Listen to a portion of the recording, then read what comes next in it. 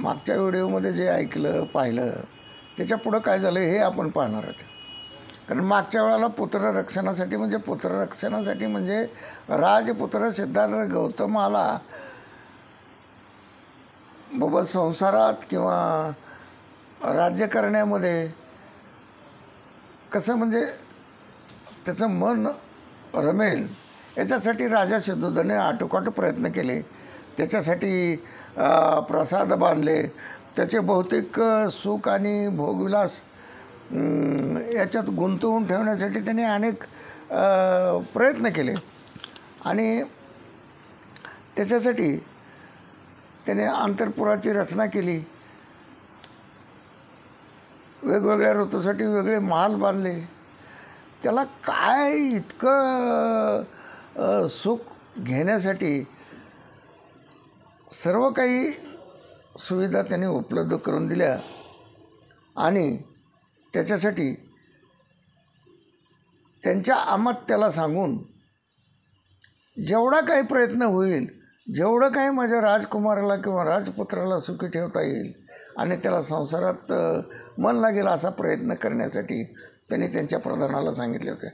आणि प्रधानाने जे काही केलं की बाबा अनेक अंतरपुरातील सोडशी आणल्या, नवयुवती आणल्या, सुंदरी आणल्या आणि त्यांना सगळं मार्गदर्शन करून राजपुत्राला वश करून त्यांना संसारात कसं काय रम्मान होता येईल याच्यासाठी तुम्ही प्रयत्न करा. त्यांना बुरळ पाडा, त्यांच्यावर प्रेम करा, त्यांना वाटेल ते तुमच्या अभिनयाची आणि सौंदर्याची देण त्यांच्यापुढं ठेवा आणि त्यांना भाळून टाका आणि त्यांना संसारात गुंतवून टाका.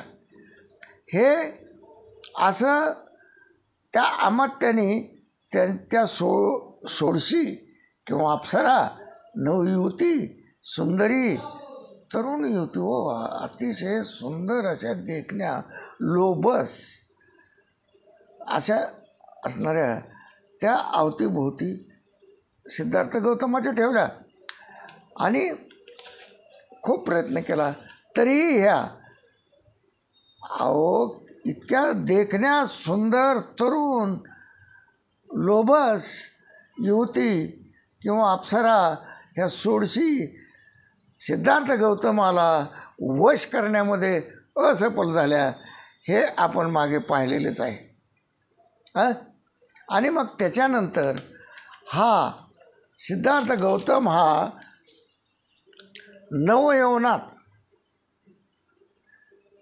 कोणतीही रुची दाखवत नाही किंवा दाखवली नाही हे आणि तो कुठल्याही अप्सरेला किंवा युवतीला किंवा कुणालाही बाळलेला नाही, कुठल्याही सासरंगाला तो बाळलेला नाही.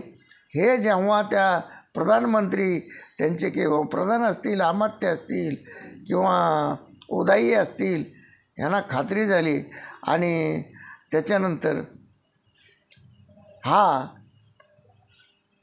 राजपुत्राचा जो काही वार्तालाप आहे तो स्वतःच राजपुत्राशी आपण या बाबतीमध्ये चर्चा करावी असं त्यांनी ठरवलं आणि एकांतात राजपुत्राची भेट घेऊन उदाई किंवा त्यांचे अमात्य हे काय केले हे सिद्धोधनाला सांगितल्याच्या नंतर सिद्धोधन नाराज झाले. अमात्याला सांगितले तुम्ही काय ते आणखी प्रयत्न करा म्हणून तो जो काही प्रधानमंत्री होता, अमात्य होता, त्यानं काय केलं सिद्धोधन राजाची म्हणजे सिद्धार्थ राजाची युवकाची, राजपुत्राची एकांत भेट घेऊन म्हणाला राजाने मला आपला योग्य मित्र म्हणून नियुक्त केले आहे. त्यावेळेला हृदयात मित्राशिवाय जवळ कोण नसतो किंवा त्याचं ते मित्रत्वाचं नातं हे आपण एक दोघांनी जपलं पाहिजे आणि याच्यासाठी मला तुमचा निकटचा मित्र असं राजाने माझे नियुक्त केलेले आहे. मग हितकार्य कृत्यासाठी असू काय अहितकारी कृत्यापासून परावर्त करणे आणि हितकारी कृत्यापासून प्रवर्त करणे आणि संकटकाळी साथ न सोडणे ही खऱ्या मित्राची लक्षणं आहेत, असं हा अमात्य किंवा प्रधान हा राजपुत्राला समजावून सांगितला. कारण सिद्धोधनराजे तुला जवळचा मित्र म्हणून मला नेमणूक केलेली आहे आणि त्याच्यासाठी मीही सांगतो, मित्रत्वाचं नातं हे असं टिकलं पाहिजे.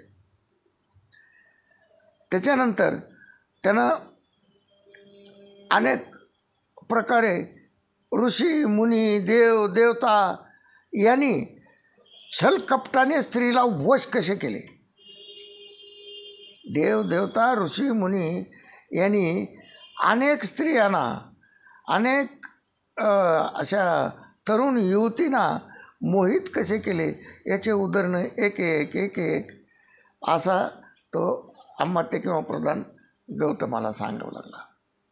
आणि कारण का त्याचा परिणाम असा व्हावा की इतके महान विद्वान लोक असे भुरळ पाडतात किंवा असा उपभोग घेतात. आणि हे उदाहरणं देत असताना जो काही कपटाने वश करतो एखाद्या स्त्रीला आणि संकोच दूर ठेवतो